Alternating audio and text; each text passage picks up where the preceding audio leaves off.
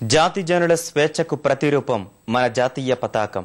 August 15, 1947న మన త్రివర్ణ పతాకం తొలిసారి ఎర్రకోటపై రెపరెపలాడింది.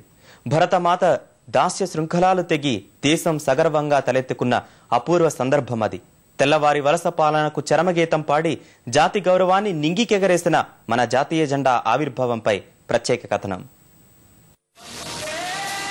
తెల్లదొరల పాలనను అంతమొందించి దేశ ప్రజలు సాధించిన బానిస విముక్తికి సంకేతం పింగళి వెంకయ్య రూపొందించిన త్రివర్ణ పతాకం. కాషాయం, తెలుపు, ఆకుపచ్చ వర్ణాలు, అశోక్ని ధర్మచక్రంతో కూడిన 3 రంగుల జాతీయ జెండా దేశంలో మత సామరస్యానికి ప్రతీక. ఈ జెండాను 3:2 కొలతలతో 9 సైజుల్లో తయారు చేస్తారు. దేశంలో సుదీర్ఘకాలం బ్రిటిష్ వలస పాలనకు వ్యతిరేకంగా పెళ్లుబికిన ఉద్యమాల వెల్లువలో అనేక పతాకాలను భారత జాతీయతకు ప్రతిబింబంగా నిలిపేందుకు నేతలు ప్రయత్నించారు. కానీ జూలై 22, 1947న జాతీయ అసెంబ్లీ పింగళి వెంకయ్య రూపొందించిన జెండాను అధికారికంగా జాతీయ పతాకంగా గుర్తించింది. అలాంటి జెండాను ఎగురవేసేటప్పుడు మనం ఎన్నో జాగ్రత్తలు తీసుకోవాలి. ఒకసారి జెండాని మనం ఎగురవేసిన తర్వాత ఎక్కడ పెట్టుకున్న తర్వాత దాన్ని వెంటనే సాయంత్రానికి పూడ్చిపెట్టడమో కాల్చడమో ఈ విధంగా దాన్ని విసర్జించాలి. దాన్ని చాలా జాగ్రత్తగా పెట్టాలి. ఉల్టాగా పెట్టకూడదు, వంకరగా పెట్టకూడదు. సో ఇది చాలా ముఖ్యమైనది జెండా గురించి తెలుసుకోవడం.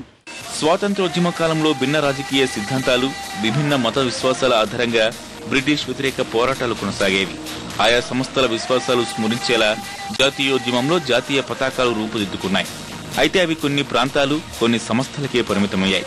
చివరకు పింగళి వెంకయ్య రూపొందించిన త్రివర్ణ పతాకం మన జాతికి అధికారిక జెండా అయింది. అలాంటి జెండాకు మనం సమున్నత గౌరవం ఇవ్వాలి.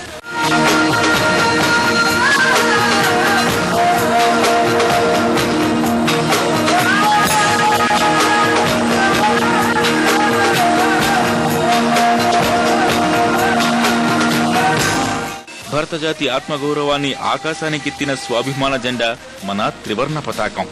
స్వాతంత్రోద్యమ చరిత్రకు, దేశ సంస్కృతి సార్వభౌమత్వానికి, స్వేచ్ఛకు నిదర్శనమైన మన జెండాను సగర్వంగా ఎగరవేద్దాం.